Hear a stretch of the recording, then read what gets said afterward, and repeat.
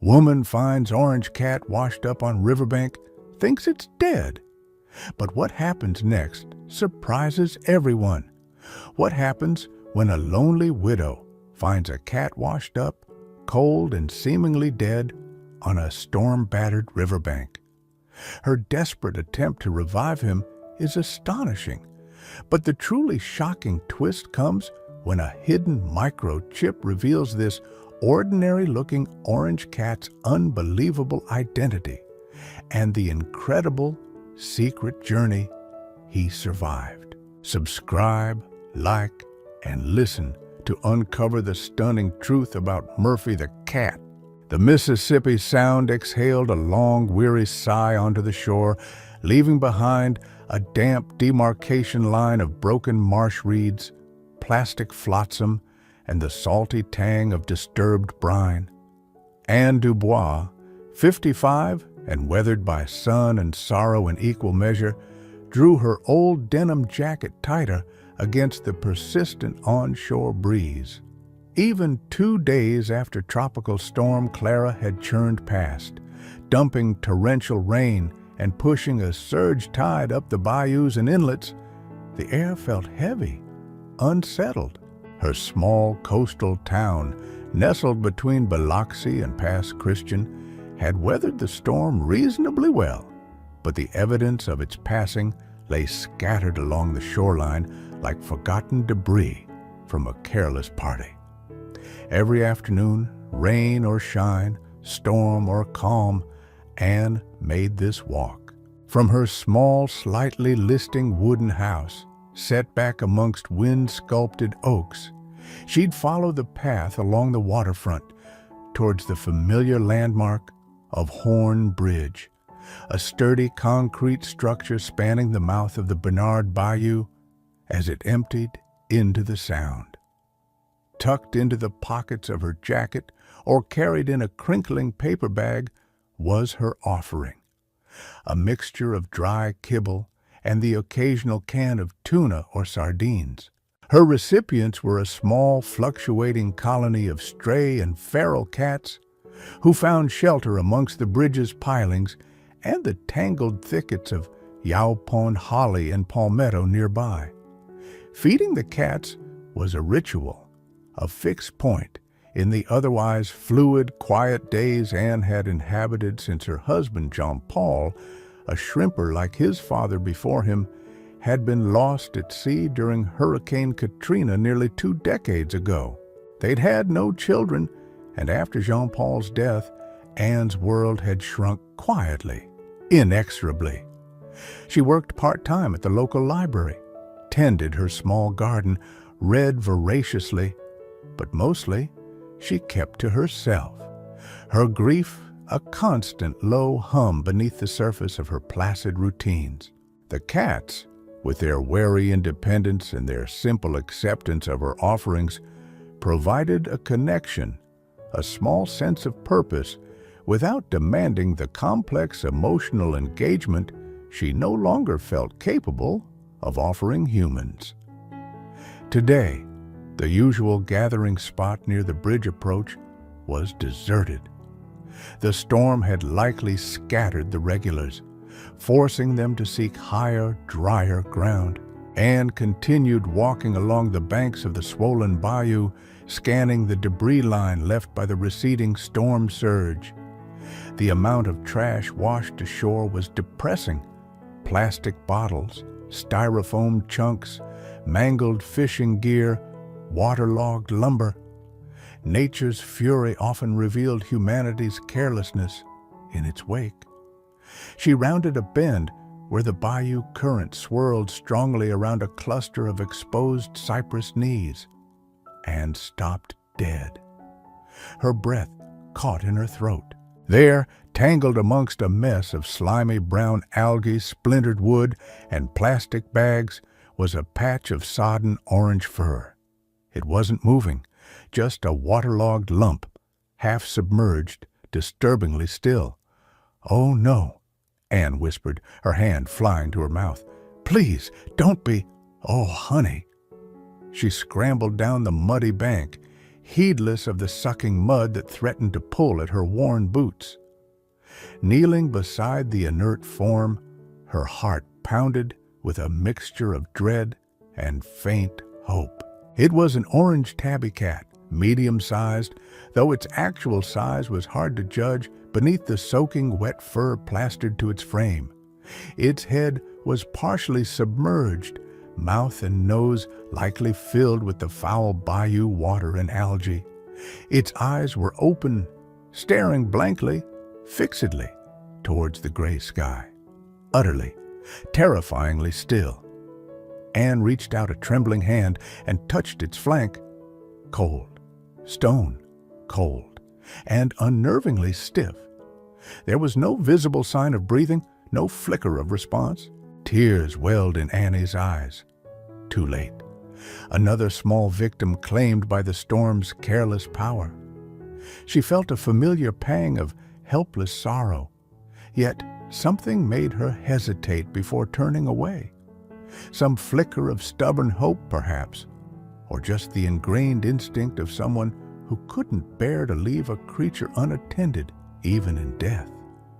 Carefully, gently, she worked her hands beneath the cold, heavy body, disentangling it from the clinging algae and debris. She lifted the cat free of the water, cradling its limp form against her chest. Water streamed from its fur, soaking the front of her jacket. It felt heavier than she expected, a dead weight. Holding him close, trying to shield him from the wind, she looked down at the still face, the vacant eyes. Logic told her it was hopeless. Experience told her a creature this cold, this unresponsive, found this way, was gone. But as she held him, pressing his cold body against her own in a futile attempt to impart warmth, a fierce, irrational protectiveness surged through her. She couldn't just leave him here for the gulls or the tide. Whether as a final act of respect or a desperate, illogical act of hope, she had to try. She turned and scrambled back up the muddy bank, clutching the lifeless orange cat tightly against her heart, heading not towards the bridge, but towards home. Anne half ran, half stumbled back towards her small wooden house, the cold weight of the cat heavy in her arms, his wet fur soaking through her jacket, chilling her to the bone. The two-room house, built by her grandfather, listed slightly to one side and needed paint.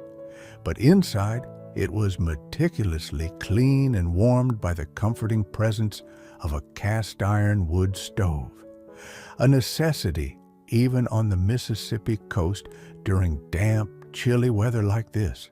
Bursting through the back door, she headed straight for the hearth. The stove wasn't lit, but residual warmth radiated from the bricks. She laid the cat gently on a thick, clean towel she grabbed from the linen closet, positioning him close to the stove's base. His body remained alarmingly limp, his eyes fixed in that unnerving stare. Working on pure adrenaline and instinct, honed by years of tending to sick or injured strays, though never one this far gone, Anne moved quickly. First, warmth. She stuffed kindling and small logs into the stove, her hands trembling slightly as she struck a match. The wood caught quickly, flames licking upwards, beginning to cast a welcome heat into the room. While the stove warmed, she retrieved her old hairdryer from the bathroom. Setting it on the lowest, warmest setting, she began carefully drying the cat's fur, starting with his core, mindful not to get too close or overheat the already fragile body. The fur was thick, waterlogged. It took time. The dryer's hum loud in the otherwise silent house. As she worked, she talked to him, her voice a low, continuous murmur. "Come on now, fella. Come on back. It's warm here. Safe now. Just gotta fight a little. Come on, honey. Don't you give up on me." It felt foolish, talking to a seemingly lifeless creature, but the sound of her own voice helped calm her nerves, focus her actions. The cat remained utterly unresponsive. Anna's initial surge of desperate hope began to wane, replaced by a heavy sadness. He was too cold, had been in the water too long. She had likely just brought home a dead cat. Still, she persisted, carefully drying his fur, gently massaging his small chest with her fingertips, hoping to stimulate circulation or provoke some response. She remembered reading somewhere, or perhaps Jean-Paul had told her once, about giving something sugary to revive drowning victims for quick energy. She hurried to the kitchen, mixed a few drops of honey from the jar on her shelf with a little warm water, and drew a tiny amount into an eyedropper she kept for administering medication to sick kittens. Returning to the cat, she carefully tilted his head slightly, gently pried open his slack jaw, and squeezed 2 drops of the honeyed water onto his tongue. Most of it dribbled back out. She tried again. Nothing. Defeat began to settle heavily in her chest. She had tried. There was nothing more she could do. She sank back on her heels, watching the still form illuminated by the growing warmth of the stove, tears finally blurring her vision. She reached out one last time, laying her hand gently on his side, perhaps seeking confirmation of the stillness, preparing to accept the inevitable. And then she felt it, under her palm, a flicker, almost imperceptible but definite, a tiny, shuddering spasm beneath the ribs. Her breath caught. She leaned closer, her eyes fixed on the cat's chest. Was she imagining it? No. There it was again, a shallow, ragged intake of breath, then a cough, a weak, rattling cough that shook the cat's entire frame. "Oh my God," Anne whispered, her heart leaping. "Oh, thank God." The cat coughed again, expelling a small amount of water and algae. Then, incredibly slowly, one eye, the one less clouded, blinked. It focused vaguely, unseeingly, but it moved.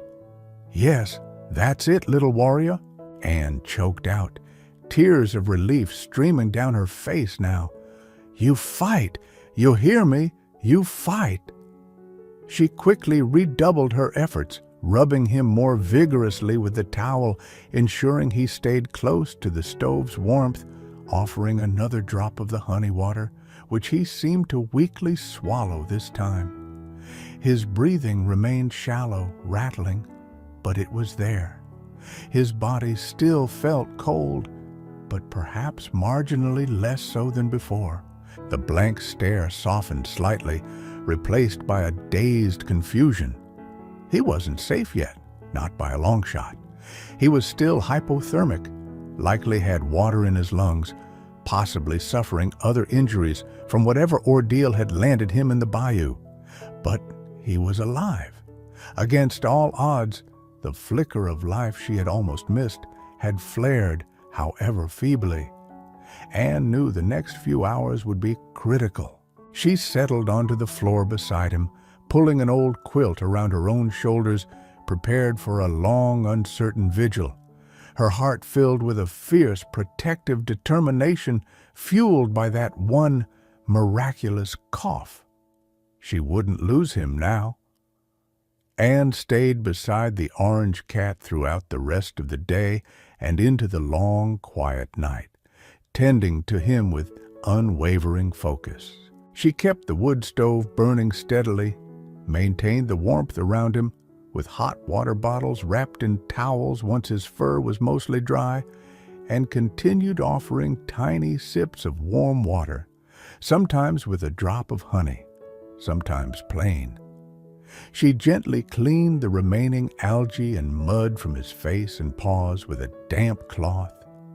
He remained incredibly weak, mostly sleeping, his breathing often shallow and concerningly raspy. But he was undeniably alive. The vacant stare was gone, replaced by occasional hazy blinks from his one clearer eye.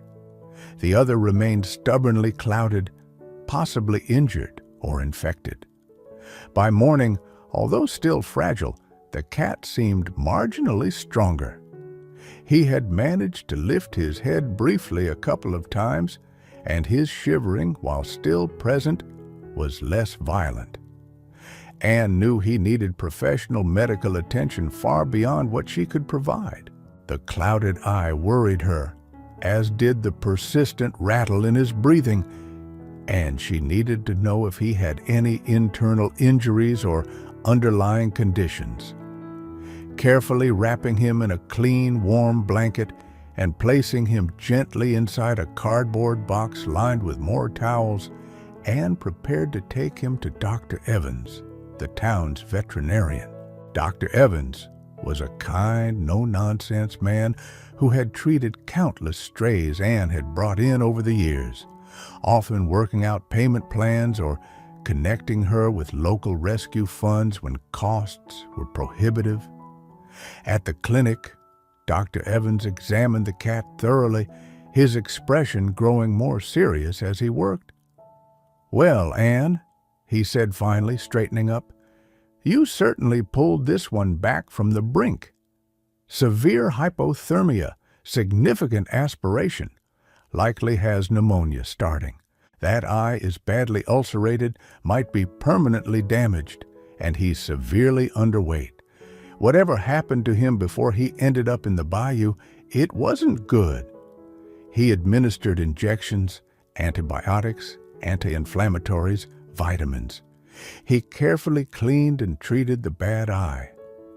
"He'll need continued supportive care, warmth, easily digestible food, more antibiotics," Dr. Evans instructed. "It's still touch and go, but he's got a fighter spirit, managing to survive this long." Then, following standard procedure for strays, Dr. Evans scanned the cat for a microchip. Anne watched, not expecting anything. Most strays she found weren't chipped. The scanner beeped, indicating a chip was found. Dr. Evans frowned at the readout on the scanner screen. "Well, that's odd," he murmured, peering closer. "What is it?" Anne asked. "Does it say who he belongs to?" "Not exactly," Dr. Evans replied slowly. "The number format is unusual. Let me run it through the national database. Sometimes military or research facilities use non-standard prefixes." He typed the long number into the computer, connected to the scanner registry network. They waited as the system searched. After a moment, information popped up on the screen. Dr. Evans leaned in, reading aloud, his eyebrows climbing higher with each word.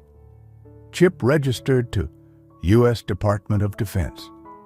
Primary contact listed as Animal Logistics Division, Fort Polk, Louisiana. Date of registration, approximately 4 years ago. Status notes." He paused, looking baffled. "Subject designation, FLC-07 Murphy. Program status, experimental asset. Sent acclamation, tracking support. Current disposition, asset lost. Presumed destroyed. Date lost, August 29th, 2021. Anne stared at him, utterly bewildered. "Department of Defense? Fort Polk? That's in Louisiana, hundreds of miles away. Lost 3 years ago? What on earth does that mean? Experimental asset?" Dr. Evans shook his head, equally perplexed. Fort Polk was hit hard by Hurricane Ida right around that date, August 29th, 2021. Massive damage, flooding, chaos during evacuations. It's possible he got lost then. Sent acclamation, tracking support. Sounds like maybe they were exploring using cats in some kind of support role. Maybe search and rescue adjuncts or area monitoring? Highly unusual, never heard of it officially, but DoD funds all sorts of research. He scrolled down. No specific owner listed, just the base logistics division. Presumed destroyed likely means lost during the hurricane chaos and never recovered. Anne looked down at the small orange cat resting weakly in the box, now tentatively named Murphy by the DoD, apparently. A military cat? Lost 3 years ago during a hurricane in Louisiana, only to wash up near death on her Mississippi doorstep after another storm? How was that even possible? How could any creature survive such an ordeal, travel such a distance? Had he been adrift all that time? Or had he somehow made an impossible journey overland, only to meet misfortune in the recent storm surge here? The questions swirled, adding a layer of profound mystery to the already dramatic rescue. This wasn't just a stray cat who had endured hardship. This was Murphy, FLC-07, a lost military asset, a survivor of potentially epic proportions. Anne felt a new wave of protectiveness wash over her. His past was a puzzle, his journey unbelievable, but his present fragility was undeniable. Whatever secrets his past held, his future, she decided firmly, would be one of safety, warmth, and care, right here with her. She carefully gathered the box containing the small, mysterious veteran, thanked Dr. Evans, and headed home, her mind reeling with the improbable story starting to unfold. The weeks following the vet visit unfolded in a quiet rhythm of intensive care and slow, tentative recovery.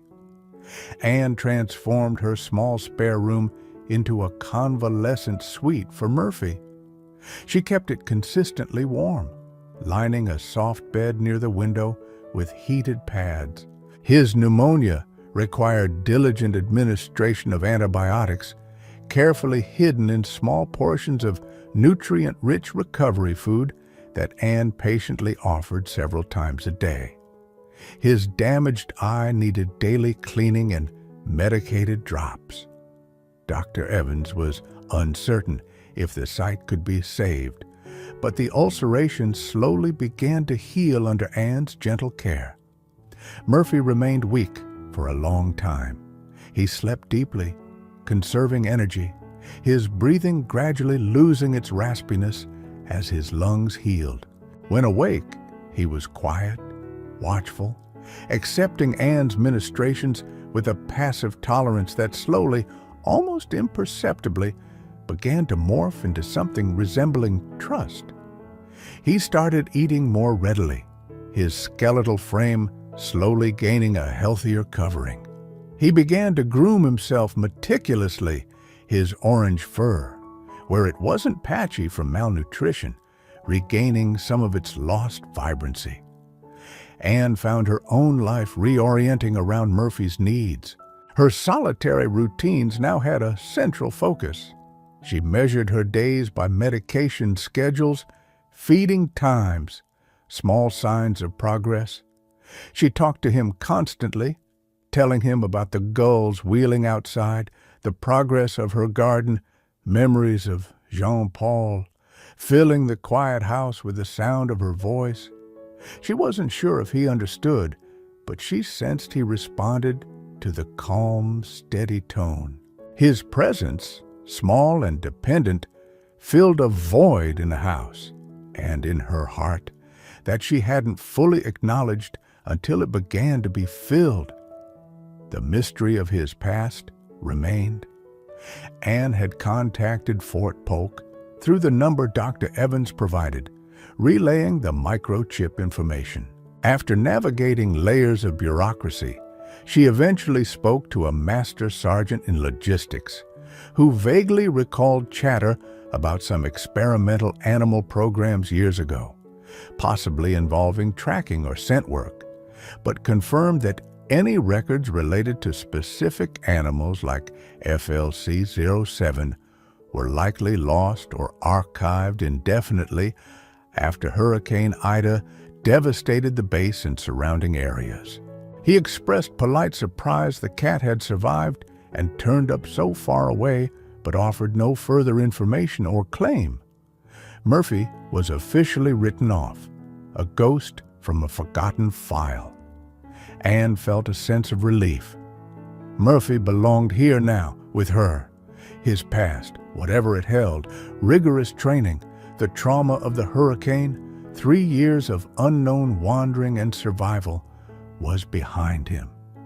His future was this quiet house, this safe harbor. As Murphy regained strength, his personality began to emerge. He was fundamentally a calm and dignified cat. He wasn't overly demonstrative, but he showed affection in quiet ways. He started following Anne from room to room, settling nearby wherever she settled. He developed a soft, rumbling purr that he switched on whenever she stroked his head or scratched his chin. He even began to show flickers of playfulness, batting tentatively at a dust mote in a sunbeam or watching Anne's knitting needles with intense concentration. The sight in his damaged eye remained poor, but the eye itself healed cleanly, leaving only a slight cloudiness. The local paper picked up on the story after Dr. Evans mentioned the unusual microchip discovery to one of his clients, who happened to be a reporter. The resulting human interest piece, Lost Military Cat Finds Refuge on Coast After Epic Journey, generated considerable local buzz. People in town would stop Anne, asking about that brave veteran cat. It brought a small amount of welcome attention, but mostly served to highlight Anne's quiet compassion. For Anne, the external attention was secondary. What mattered was the steady, comforting presence of Murphy in her life. He had become her shadow, her confidant, the quiet heartbeat of her home. She still walked down to Horn Bridge sometimes, leaving food for the other strays, but her steps felt lighter now, her purpose clearer. She wasn't just the lonely widow feeding cats anymore. She was Anne, with Murphy waiting for her back home. One evening, sitting on her porch watching the sunset paint the marsh grasses in shades of pink and gold, Anne knitted while Murphy dozed peacefully in the wicker chair beside her. The distant sound of shrimp boats heading out for the night drifted on the breeze. Anne paused, looking at the sleeping cat, his orange fur glowing in the warm light.